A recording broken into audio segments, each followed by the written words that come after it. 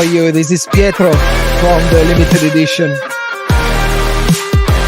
We are the fanatics of independent watchmaking. We are back today for a new broadcast. We're live from Leicestershire in the United Kingdom. We are the limited edition. We are the official retailers, the biggest portfolio of independent watch artisans. Today's a great day. We're starting again with a new concept for you to try to fill up and to complete the contents, the information that we send over your way on a daily basis. We thought that a little informative news content would be something that you may appreciate. So today I will be live with my partner in crime, the editor of the limited edition, a gentleman, a legend that has been with us over the last 10 years and has been fully part of the development of our proud channel and proud platform. So without further ado, I'll introduce to you Johnny McElleron from Ireland. Johnny, it feels like ages we've not been together besides interviewing some of the legends of watchmaking. So welcome back. It's really great to see you again. Hey, Pietro. Ciao, my friend. Hey, if it seems like ages, that's because it has been ages. Goodness me.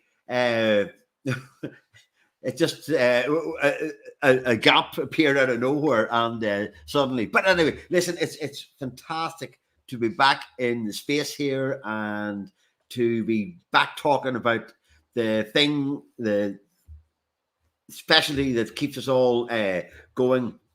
And it's great to be back. Yeah, and it's incredible times, Johnny.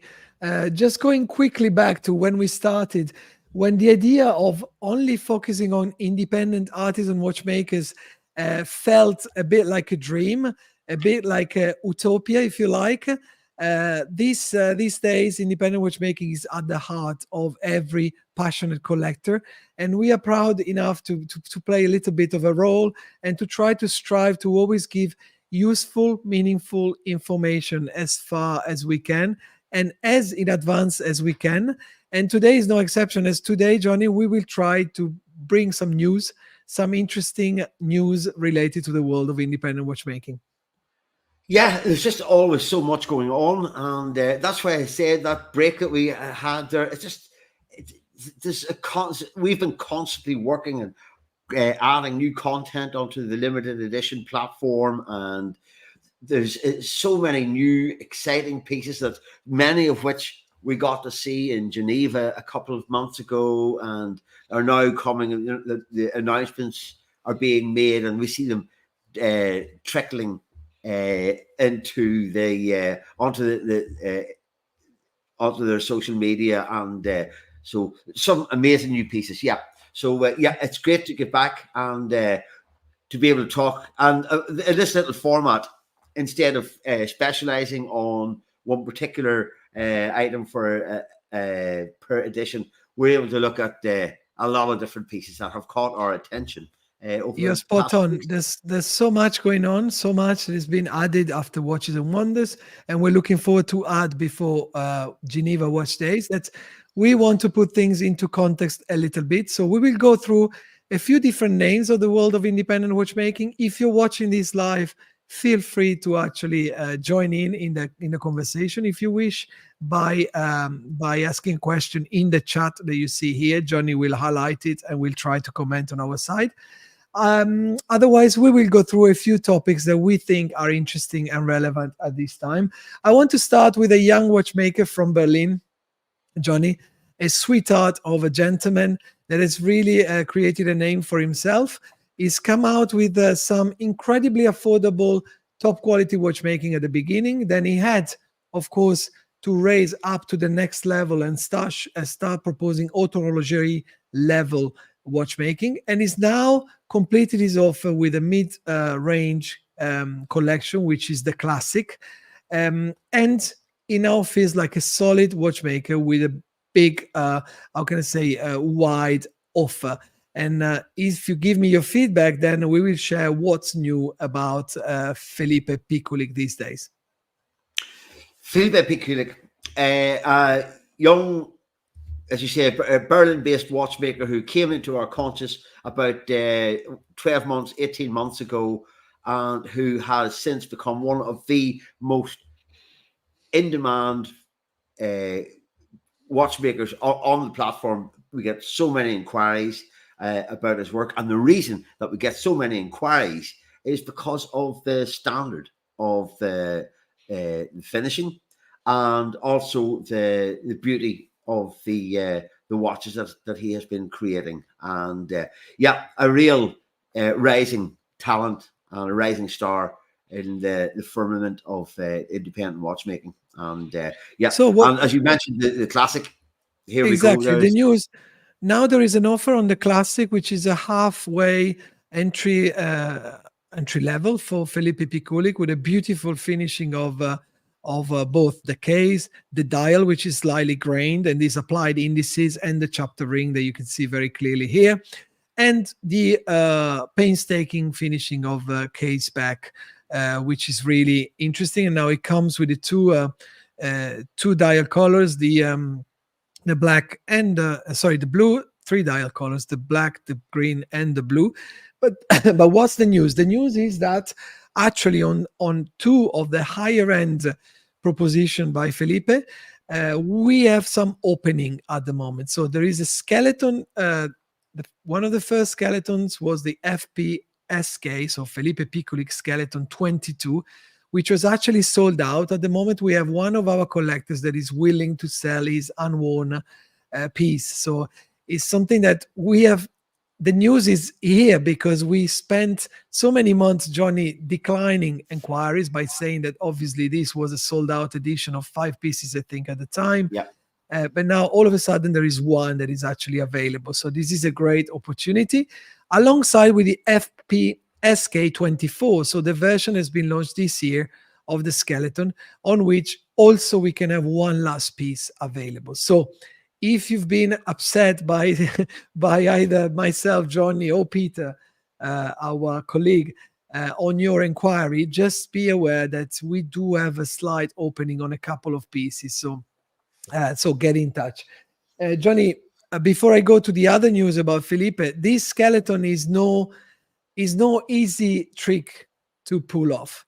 It is actually fully skeletonized on both sides, a piece of art that Felipe completely manufactured in Berlin, which is again something that you can't really pull off on a quick one, and is the result of years and years of development. The finishing is spectacular. In a word, it is just absolutely immaculate.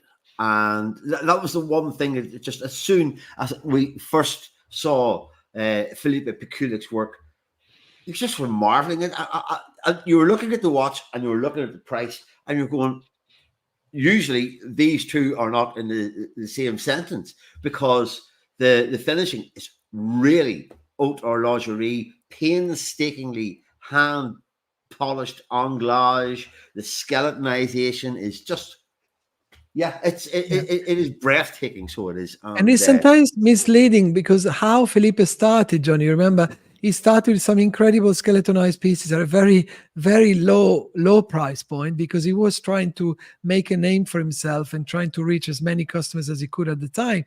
But very quickly, the amount of work and the level of the work you just described didn't make it sustainable for him to stay at the same price range. So as he moved up in price range, he's capable to propose a piece that is actually much higher value to actually the price that is actually required, which is today something like 17,000 euros for a skeleton piece, depending on the executions. Yeah, it represents exceptional value for money still.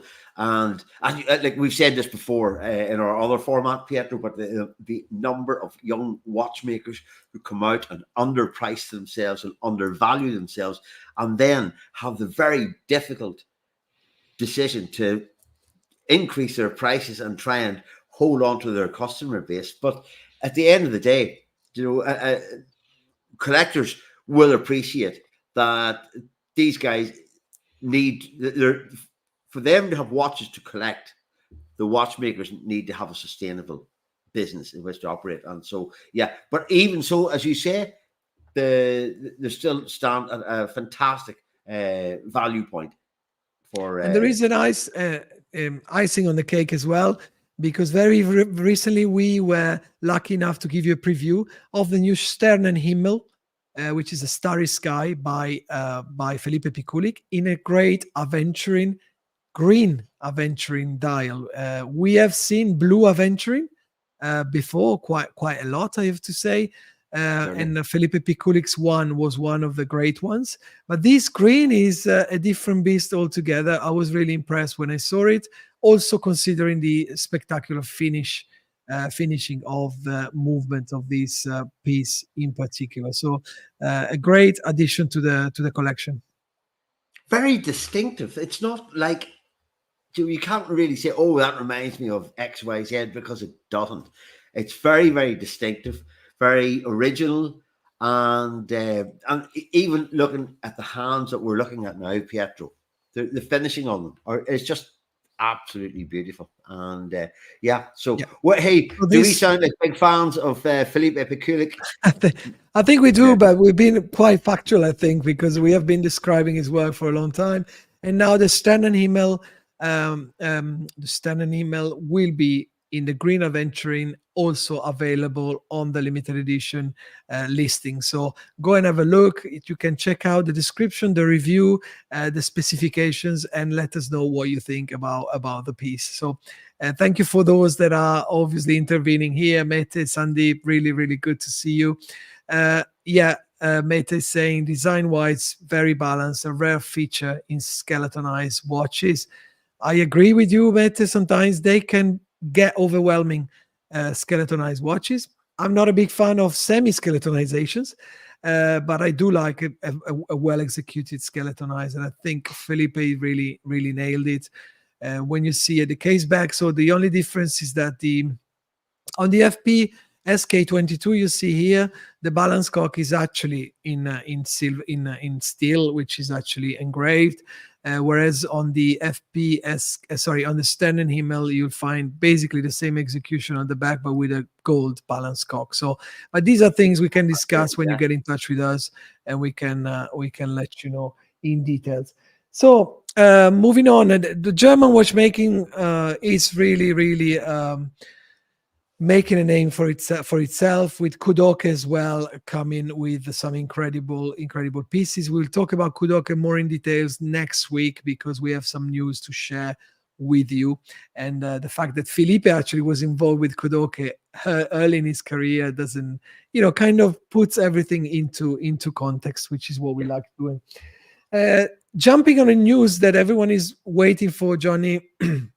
We pre-announced the possibility of a new collaboration with Ofion after our first Guild Spectre edition in collaboration with Amer Cindy, better known as the Horophile. Great success this was, and we announced the second edition that was supposed to come before the summer. Now, for those that don't know it, there are incredible backlogs on the market for all the suppliers and for most of the brands, especially for those that don't internalize all the manufacturing processes. And Ofion being one of those that obviously tries to propose incredible value for the quality of the product. They work with a pool of suppliers, and they had a few delays. However, we will be soon able to deliver the new edition, which is called the Black Ember, that has not been launched yet, but it's been pre-ordered by some of the owners of the Guild Spectre and some of those that were on the waiting list. So we kind of owe you an update by saying that the Black Ember, you can see a teaser here of this new dial with this new execution of the numerals and the indexes and the chapter ring. A completely new dial, will be launched soon after the summer. And those that managed to order a piece before, at the beginning of 2024, will receive now, very possibly in July, their own piece. So I'm looking forward to this, Johnny. The first one was a beauty. I am very proud of the result of the second one, although we can't show it entirely. I think this gives a good preview. It does. It does indeed. Yeah. Ofion, another fantastic emerging brand that we've had the pleasure of working with Miguel over the last couple of years, and to see the collaboration between Armour, Ofion, and the limited edition produced some absolutely cracking designs and beautiful, and also like the brand we've just spoken about, Felipe Pikullik, a really, really keen price point. And they're positioned differently in the market, of course. They're not hand finished to the same level that Felipe's pieces are, but they're eminently affordable and great, fun pieces to acquire, to make, because your collection needs a little bit of variety in it, and you need to have a cool little funky piece that is individual, it's exclusive, it's not mainstream, and it's not off the shelf. So Ofion tick all of those boxes, and love them. Every time I've seen them, Pietro, I've thought I would wear one of those. Yeah, a great introduction to the world of independence, and thanks for the patience to those that have obviously embraced the early birds pre-ordering process, and we are getting there. So we owed a clear explanation and a clear update, and here it was from us. Please let us know. 120 hours power reserve. So it's slightly less than that. But it's a good power reserve in and around the 70-80 hours. So it's a good product all round. Sure, yeah. I was thinking 120 hours from one barrel was a bit too far fetched. Here we go. Yeah. As Johnny pointed out, so the case back also of the Black Amber will be not too dissimilar. Will not be too dissimilar, but this is it. We move fastly and swiftly to the next news we have to share with you, which is the launch of the surprise of Watches and Wonders, which is the new Joker Klassik by Constantin Chaykin. Nobody saw that come, which is the reality, which is true. It's a surprise. They came out of the blue. We were lucky enough to be able to secure an allocation for this revamp and relaunch of the Joker, which will still be in a limited production, not a limited edition, but limited production of 100 pieces per model per year. There are basically five different references coming out. These first two have been already unveiled, whereas another three will be unveiled soon, more close to Geneva watch days. And we were what changes, Johnny? Basically the case size and the configuration of the case back, and the fact that it will actually be available.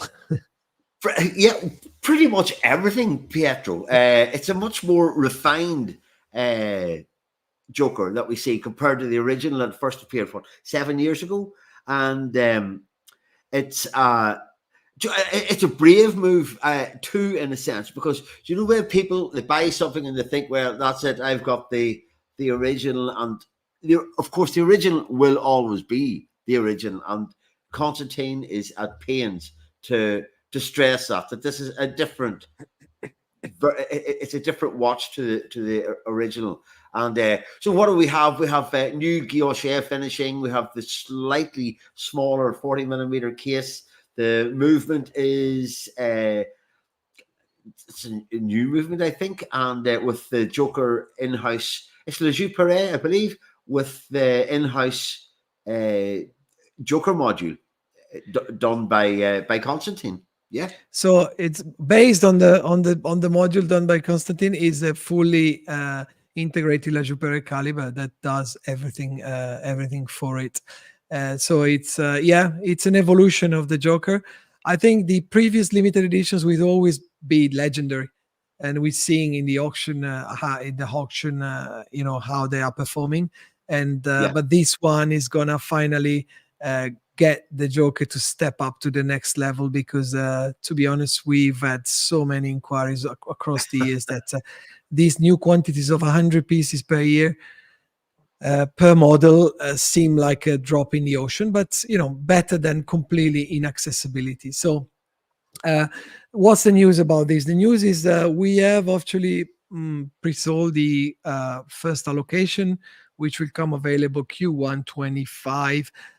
Although there's always the space for one or two additional pieces, so feel free to get in touch in case you are considering, and in case you want to know more about the 3 other models that are coming across closer to Geneva Watch Days. If you've seen the Only Watch skeletonized Joker, you may have a hint of what's coming. My apologies to Mete, you just caught me on the spot. Yeah, of course, the double barrel of the Ofion 786 Velos does provide 120 hours power reserve, and our Black Ember won't be an exception. So it will offer the 120 hours power reserve. So my apologies. Sometimes we get caught on the spot and we just simply get it wrong, and that was the case for me. So Joker, big update. Moving on, Johnny, to 2 stars of the future. I want to say we have had the immense pleasure of being probably the first to interview, and you'll find it on our YouTube channel. And I open another bracket to thank you, all the 60,000 subscribers of our YouTube channel that we were not even dreaming to be able to have 1 year after basically the launch of the YouTube channel. So immense thanks for that. And we have interviewed 2 young watchmakers, Kallinich and Claeys. For those that are not familiar to independent watchmaking, completely unknown names, but we know from their background that they are people with an incredible solidity, and their first project already showing hints and spells of what is about to come for these 2 young people, Johnny. Absolutely, yeah. 2 young guys who have Johannes has Kallinich has basically cut his teeth in Lange. Both of them come from Lange. Langenzone, obviously, Lange not to confuse Son, with Langenheine. Yeah. So they have been educated and trained in an environment where nothing less than perfection is acceptable. And as we get increasingly, and it's great to see some in this day and age that these big brands are bringing forward these young talents, and occasionally some of them step out of the safety blanket of working for an amazing company like Lange and Son, and break out into their own workshop and begin doing their own pieces. And yes, the Zentral Zekon by Kallinich Claeys has been again one of those pieces, Pietro, that has just, as soon as people saw it, it was in demand. Yeah, so let's not get too excited, because unfortunately, as it often happens, this first edition, the Answer by Kallinich Claeys, is basically already pre-sold. It's a handful of pieces, completely handcrafted, and it's their debut piece, if you like. When you look at the execution and the architecture of the mechanics on the case back of this movement, it's dreamlike, as simple as that. Again, if you are into their work, there is an interview with Johnny, myself, and the 2 gentlemen that is really, really eye-opening on how they managed to achieve at such a early stage of their career these sort of standards. So the news is what? The news is simply that we are official partners of Kallinich Claeys. You will hear more, and you will be involved with the next launch. So we were lucky enough to get 1 piece of the debut edition that you just saw. No more, unfortunately, but we will be involved with the next release, and really, really looking forward to hear.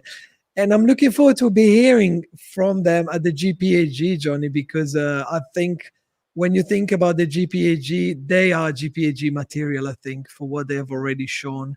So I wouldn't be surprised if we would see them listed at least within the finalists. But we'll see. Let's not get, I'll hold my horses, but that's the vision I have, and I think that's what is going to happen. We do see every year this young watchmakers breaking out onto the scene, and you do, as members of the GPHG Academy, which is it's a great environment to be in, because you know, whenever you're seeing new watches come out across here, I have a notebook here beside me that I put down GPHG possibilities, and so because I've learned trying to cram over a year of releases with 5 or 6 days before the deadline to submit your nomination. It's incredible. It is a job, and with a lot of responsibility, because if we want to explain again, basically as members of the Academy, we are asked actually to propose what are the new models or new makers that are worth a nomination to potentially become a finalist. So it has to come from our own spontaneous input to actually nominate those that we think are worth the future prize. So we have just gone through that, Johnny, and it was it's compelling, isn't it? It is. It is quite an intensive process, because, as you said, there's a responsibility there to provide the nominations that will then be adjudicated over about who actually gets through to qualify in the different categories. And so there's about 3 different steps of nomination, and including the final jury decision, which happens on the night in November at the GPHG Awards. And so yeah, it is. It's not just you pick a few out of a hat. You got to have your nominations planned across the year. And then what? Saying, how open-minded are they? Ultimately, it is. We're free to make our own selections. Completely. Our field of interest is independent and artisan watchmaking. So I tend really to push those brands. Of course, occasionally you see something from mainstream brands that catches your eye, that is there's no denying, no question that nobody's perfect. Nobody's perfect. There's some beautiful pieces, Of course. And you're damn right. Nobody's perfect, least of all me. Let me tell you.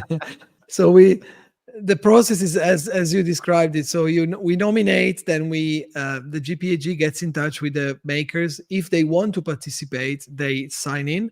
Once they sign in, there is a vote for the finalists, which will be the next stage. I think we're gonna face in August, September as members of the Academy. And like last year, all of a sudden and out of the blue, I was invited to be in the jury of the GPHG. Then this is when the jury actually votes finally in November the winners of every single prize category. But having been through now the whole process, I think we should have a live with our friend Gianfranco as well again, Johnny, to discuss exactly the process from A to Z. There's a lot of speculations about the GPHG, and I think some speculation is justified. Some others I have seen with my eyes is completely unjustified, and I'm very happy and glad and free to be able to give my honest feedback. So we should plan another live soon, just to talk about the GPHG, maybe when we are asked to go through the selection in September. Excellent. Yeah. I think transparency is good, because it's good for the foundation, for the organization itself, that people have a clearer understanding of the mechanics of the process, how it's all done. And it's an enjoyable experience. But as you said, Pietro, it is a job, and particularly for those 2 weeks before your deadline closes. There's a lot of ground to cover, and you got to be very selective, Absolutely, and try to be as impartial as possible, as neutral as possible, as unbiased as possible, and as knowledgeable as possible, because nobody knows everything about everything. But you can only do, obviously, your best in good faith. So before we carry on, I hope you're enjoying these little news snippets of news that we are sharing with you. We're gonna go soon through some of the new releases, watches that have excited us recently. But before we do that, I would like to congratulate Arnold and Son for their 260th anniversary this year.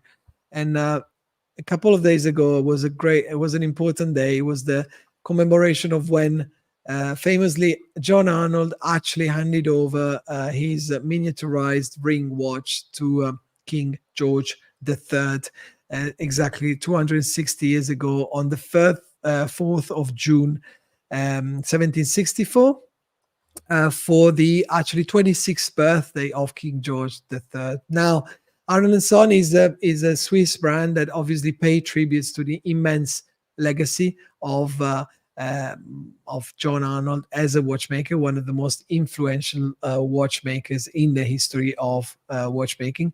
And I think they don't get sometimes enough credit for what they've done to actually resuscitate a name that was lost in the dusty books of British watchmaking. So we've been to the Science Museum on the day with a group of collectors. We have admired some of the historical Arnold and Son timepieces. Obviously, the images were private; we couldn't share too much. But this is simply to congratulate Arnold and Son, and these days La Jouperet and Citizen for the incredible work they are doing to give justice to a name that was completely forgotten once again. Besides, obviously, acknowledging that yes, Arnold is not a British brand at this day and age; it's a Swiss brand, which is doing a great job again. Also, in terms of producing some incredible pieces at a very attainable price point. When we all know that to get an handcrafted British timepiece, you're looking, when you're lucky these days, of putting the best part of £100,000 to even start conversations, unless you're talking about Garrick. So, congratulations, Arnold and Son. Definitely, yeah. Again, can I just echo your opinion there? Because one of the highlights of our trips to Geneva, to Watches and Wonders, to Geneva Watch Days, is when we go to see the Arnold collections, and the absolutely fabulous pieces. And so what you're talking about there, the new piece that will be unveiled in August, I believe, the Chronometer 11, which number 11, which is a tribute to the John Arnold Abraham Louis Breguet piece that they worked on together, and which was pretty much the first tourbillon. And so it's as you said, Pietro, we can't show images of it. We have seen it, and it is a spectacular piece. There will only be 11 examples of it created, and so it's a piece that, if people are interested, an expression of interest now at this stage would we would be able to keep a record of that, and hopefully I think we've already had a couple of people have said that they are taking one. So yeah, they're very, very beautiful pieces, and a great brand. And it will be a historical piece. We have seen it. We're lucky sometimes to see things in advance, and I'm absolutely amazed. So, Johnny, before we go through the novelties, I was really impressed with a new release by Atelier Olch. We have done a nice small event in London for a few collectors that came and saw us, and the founders of Atelier Olch. They showcase this little new beauty in a limited edition of only 8 pieces. Yeah, it's another fabulous. Do you know what it is? It's great to have a sports watch on the portfolio, and something that is a practical diver. It is a superb piece, highly legible with the Superluminova hour indices and the hands, and so I forget. I don't have my cheat sheet in front of me, Pietro. So but it's 40 I think millimeter. no, exactly. I was going to say the incredible part of this, because for those that are more interested in the details, we have now released 2 videos. The full listing is on the website, so go and have a look. But we can all agree, Johnny, it's not very often that you see a proper diving tool showcasing so much horology, and especially on a see-through layout. Absolutely, it's getting a sapphire case back on a diver's watch is a pretty unusual thing, but it is a fully practical 600-meter diver's watch, and is it's where am I going with this? As I said, I haven't got my cheat sheet in front of me. No, it's a brilliant addition, and this completes the collection with the launch edition, which was the gray dial. The 2 brilliant execution in red and in green. We had some really good feedback and sales on those pieces, and we expect this new Fume gray dial to do really well. So congratulations to Atelier Olch, Sure. and huge congratulations to Singer Reimagined and our friend Marco. Because the 1969 that was launched yesterday, so we're trying to go a little bit chronologically, but it was pretty amazing to see 4 new models being launched. Although we had a snippet and we had a preview at Watches and Wonders, we were requesting not to share anything, and so obviously we have done. But great additions, and we've had a first sales today, one day after the launch. And Super. the taste and the language, the design language of Marco is starting to become somewhat iconic. No doubt about it. A word I used in my descriptions yesterday when I was putting these together, that they are they're modern classics, I believe. They're very, very heavily influenced by the sports watches of the late 1960s, early 1970s. Hence, the collection is called the 1969. First introduced last year with black dials, which we can see here. There are 2 different configurations, 2 different movements, providing 2 different sets of information for the wearer. So what was released yesterday, Pietro, were a new bronze model in each of the chronograph and the timer. So the chronograph watches are at the top, and they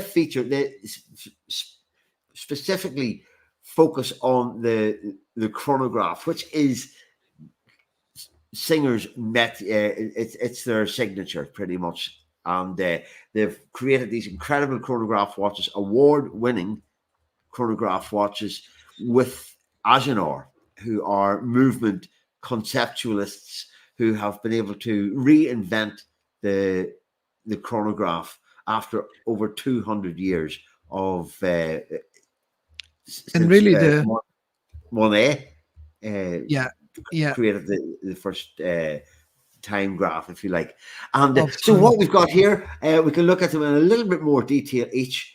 The chronograph has 3 hands in the center, and that gives you, very unusually, 3 by 60 measurements of time. So you have 60 seconds, 60 minutes, and 60 hours. Most chronographs that we are familiar with would have seconds, maybe a 30-minute or 60-minute counter and a 12-hour counter. This has a Also, 60 hour. yeah, and quite critically, they have completely flipped over the concept of a chronograph, because normally on the chronographs we all know, you would have at the center stage still the hours and the minutes and the seconds for the time, and then you will have the chronograph indication in a separate counters. Whereas here, the center stage is totally to the chronograph. Yeah, but it's perfectly legible, perfectly practical watch, and it's just for those who require on-demand timing over prolonged periods of time, or even if it's just for a couple of minutes or a few seconds even. It's all practical. It's a very capable chronograph. And the aperture there between the 6 o'clock and the center of the dial is rotating discs for the hours and minutes. Exactly. And So again, that's the time. That's the time. And again, we come to the main concept where the time becomes secondary to the indication of the chronograph, which, but at the same time, I find the time, sorry for the repetition, really legible, really yeah, instinctively understandable. And I don't see any issue with that. yeah.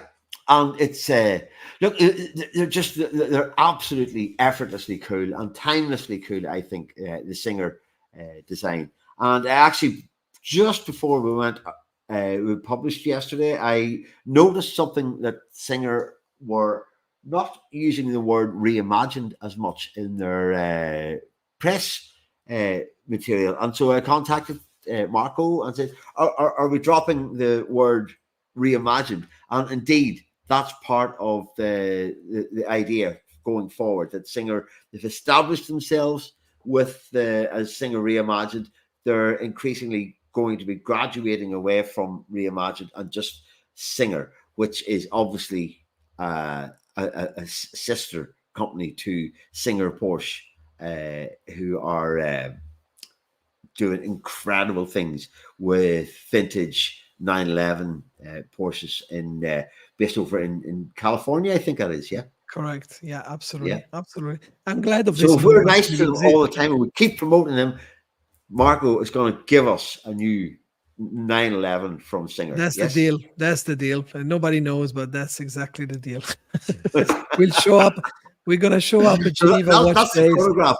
There was a second piece, as I mentioned, also Pietro, the timer, and it's more a conventional layout. We've got hours and minute hands and on-demand seconds. So the seconds you can activate just to run as a conventional seconds hand, or you can use it as a chronograph. And what it has is an instant zero reset flyback chronograph. It is a 60-second chronograph. So unless you're adjusting the minute hand to operate with the seconds hand, it's essentially a 60-second flyback Yeah, chronograph which is with the fly instant track zero concept reset. Yeah. of course, the fly track concept applied on this new 1969. Yeah, incredibly cool. And as a fellow Italian, I couldn't be prouder of our friend Marco and Yeah. the work he's doing, and also on these bronze editions, possibly Wow. my favorite. It is. And now that they have the time, the conventional time format, there's no excuse for people not to go for a Singer, because previously the watches were the hours and minutes were peripheral, where the chronograph was always central. Now we have this amazing the timer, the 1969 timer, and it is yeah, it is a thing of beauty. And as Lizard is saying, the bronze looks amazing.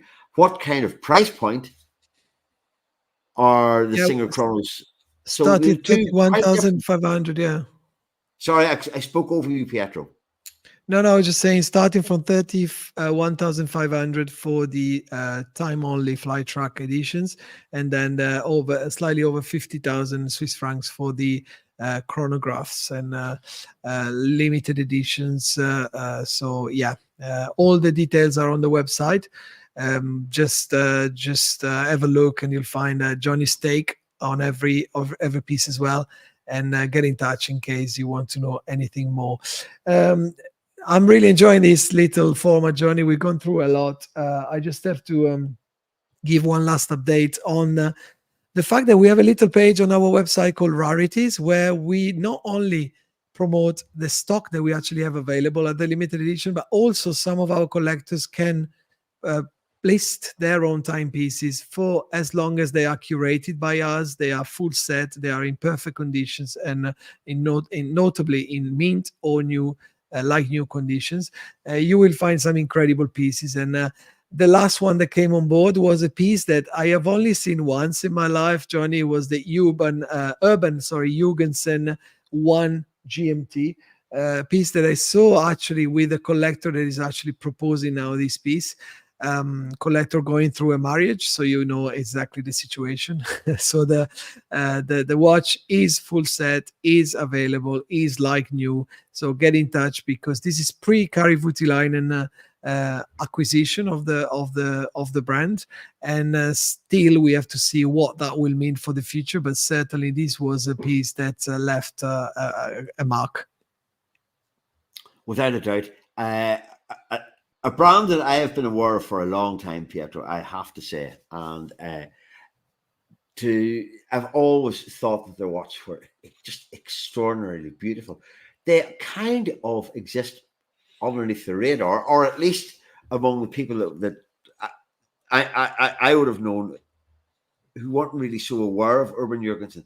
But you're going to hear a lot more about them going forward, I would imagine, because the company was acquired by Kari Voutilainen a year or so ago, and there's no, they haven't announced any new releases yet, but you could imagine they're working furiously behind the scenes to announce the first collections of the Kari Voutilainen era of Urban Jurgensen. So I'll just show the image again.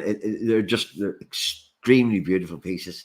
And there are little nuances there where you can see that Kari actually served time at Urban Jurgensen as a younger man, and came Which is away. amazing. Which is an amazing story, really. This is what you call full circle. Absolutely. Pietro, you know, Absolutely. and watchmakers love circles, so it's brilliant to see it. And it also it would do something else, because Kari Voutilainen over the last couple of years has been really sharing what he does with other watchmakers and other small companies, and collaborating and doing things that were completely unexpected.